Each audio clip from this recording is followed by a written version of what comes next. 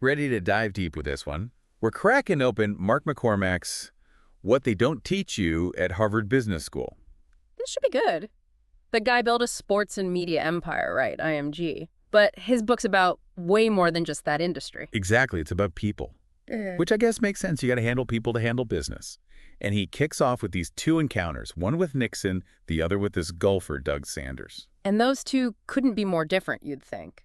Politician versus athlete, you figure one's all charm, the other's straight shooter, but McCormack saw right through it, huh? it's like he's saying, don't get blinded by the surface. Nixon, giving the same lines, almost word for word to different folks, like a broken record, shows you how genuine that was. So authenticity, even way up there. That's the key takeaway. Big time. McCormack talks about how, with Sanders, yeah, the guy had a bit of a hustler rep in the golf world, but there was this core character that came through, especially in those unguarded moments. He calls those fringe moments, right? Like how someone acts when they think no one's watching. More telling than the big show they put on. 100%. You get more honesty out of a hallway chat after a conference panel than the panel itself, you know? Yeah. The real McCormack shines through. That's where you see people's true colors. You can tell a lot about a person by how they treat the waiter. Right. Like that. Makes you think. Totally. He even uses this example. Pepsi's pitching to Burger King. Good pitch, but no one was really listening. All these signals people give off, you got to be tuned in. That's why McCormack was so big on meeting face to face. Because you can't get that from a memo, right? The way someone carries themselves, their office, like it's an extension of them. It all adds up. Yeah. You're seeing their priorities even if they don't say it out loud. Yeah. And that goes into another big McCormack thing. Understanding people's egos, knowing how that drives them in business is huge. Okay, so how do we actually do that? It's not like there's an ego meter we can whip out in a meeting, right? All right, you got to look for the tells. Someone who's always got to be the hero, quick to take credit, slow to own up to a mistake, that's one thing. Versus someone who measures their words, doesn't jump into decisions lightly. It's not about judging, but understanding their currency. Their currency. Yeah, like what makes them tick? Yeah. Are they driven by facts? By how they wish things were? You got to learn their language, but it's not the words they're saying. It's everything else. That's fascinating. It's like strategic empathy, almost. Nailed it. The better you read the person across the table, their motivations, insecurities, the whole shebang, the smoother you can navigate. So we've got their number, we know their ego, but what about us putting our best foot forward? McCormack talks about that too, right? Making an impression. Oh, yeah. He's got this whole thing about exceeding expectations, like doing the unexpected to stick in someone's mind. He even says hold back on a proposal sometimes. That sounds kind of counterintuitive, doesn't it? It does, but think about it. You get bombarded with the whole pitch, every detail. Or someone gives you just a taste, leaves you wanting more. Which one hooks you? Ooh, it's like a movie trailer. Get you hyped up for the main event. Exactly. Builds that anticipation. And this plays into another thing, personalized communication. Not just what you say, but how. Handwritten note instead of email, remembering some small detail. Shows you're paying attention, right? They're not just another face in the crowd. Exactly. You value that relationship. And McCormack's big on this. Actions over words.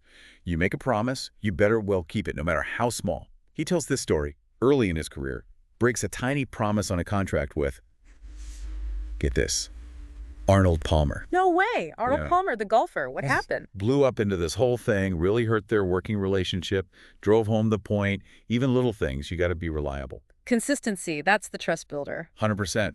Break that trust, it's tough to earn back. He even calls it the currency of confidence, that discretion, confidentiality, that's gold. Makes sense. You blab about someone else, they're going to assume you're blabbing about them too. Precisely. It's like this domino effect, right? Right.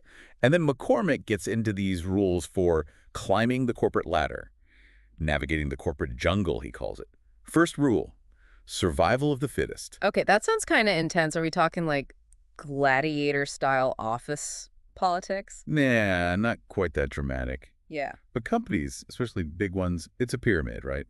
Limited space at the top, got to be ready for that. So it's more about understanding the rules of the game, even the unspoken ones, not just what's in the handbook. The secret organizational chart, he calls it. Who really pulls the strings? What gets you ahead, even if it's not official? Got to read between the lines. It's like knowing how to play the game is just as important as being good at your job. You got it. And then rule number 2. Your peers, they're not your enemy. They're your natural allies. Isn't that counterintuitive, though? I mean, if it is survival of the fittest. That's where people get tripped up. McCormack says, you push your peers away, you're just making enemies you don't need. Build that network. You're all in it together. Much stronger that way. If you want to go fast, go alone. If you want to go far, go together. Something like that. There you go. And his last rule is a good one. It's a marathon, not a sprint. Pace yourself. Right. Don't burn out before you get where you're going. Long game. That's the key. Nurture those relationships. Understand that real success, it takes time. So we're seeing this theme of thinking long-term, building those connections, almost like McCormack saying the human element, that's the real heart of business. He's got a point. And it comes Yeah. up again when he talks about like sales, negotiations, all that. Knowing when to push, when to hang back, that's huge. He even compares it to a setting sun. Yeah, it's kind of poetic when you think about it. Like there's that perfect moment, right? Showcase a horse at just the right time of day. The light hits it just so. Same with ideas. Yeah. You got to feel out when someone's most receptive. Read the room, pick up on those subtle cues. That's it. And this plays into another thing he was big on, the power of silence. Like, don't be afraid to let it hang there. Let him fill that space. Sometimes the best thing you can do is stop talking and actually listen. You got it. People will reveal more than they mean to if you give them enough rope. Same goes for when you're closing a deal. McCormack says, don't oversell it. Got the yes. Move on. Let them savor that feeling. Don't wear out your welcome, right? Less is more sometimes. 100%. And this leads into how he approaches contracts. Should it be vague? Yeah. Airtight? Depends on your goals. Got to be strategic. It's like having a lawyer's mind. Right. Understanding how each word, each clause, it all adds up. You're getting it. It all comes down to knowing what you want before you even walk in the room. And McCormack is big on this too. Don't put all your eggs in one basket. Spread that expertise around. He's talking about how IMG went way beyond just golf, right? Tennis, fashion, even motorsports. They did it all. Exactly. World changes, you got to change with it. Be adaptable, spot those opportunities wherever they pop up. That constant curiosity, the drive to learn, that's what keeps you ahead. And not being afraid to try something new, even if it seems a little scary at first. He makes this point. What works in one area, it can often translate to another. When it comes to actually running a business, he's got some gold there too. Delegation, that was huge for him. He famously said he always wanted to hire people smarter than him, right? Oh, absolutely. IMG got as big as it did because he knew he couldn't do it all himself. Got to build that A-team, folks who are experts in their own right. It's that trust, right? Letting go of the reins a bit, knowing they'll knock it out of the park. And building in that accountability. Not just handing off tasks, but giving them the power to make decisions, own their domain. It's clear McCormack, he really trusted his gut, even when the conventional wisdom said otherwise. Yeah, he talks about tuning out those naysayers, the ones who are always predicting doom and gloom. He's like, those voices, they say more about the person saying them than the situation itself. You got to have that courage to go for it, even when others doubt you. You miss 100% of the shots you don't take, as they say. And that leads to his final piece of advice for anyone with an entrepreneurial spirit. Start bringing in the cash, the organization. That can come later. So many people get stuck in the planning phase. They never actually launch. Right. McCormack, he's all about action. Get that momentum going. Build the plane while you're flying it, I love that. Really drives home everything we've been talking about. It all ties together. Knowing your people, building those relationships, and then, most importantly, taking action.